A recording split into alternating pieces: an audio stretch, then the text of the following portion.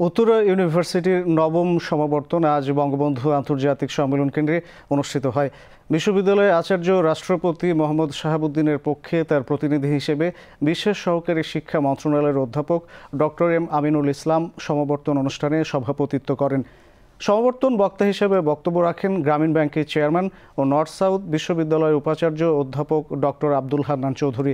অনুষ্ঠানে প্রধান অতিথি হিসেবে উপস্থিত ছিলেন বিশ্ববিদ্যালয় মঞ্জুরি কমিশনের সদস্য অধ্যাপক ডক্টর মোহাম্মদ আনোয়ার হোসেন। অন্যান্যদের মধ্যে বক্তব্য রাখেন উত্তরা ইউনিভার্সিটির উপাচার্য অধ্যাপক ডক্টর ইয়াসমিন আরা লেখা ও উপ উপাচার্য অধ্যাপক ডক্টর গৌর গোবিন্দ গোস্বামী।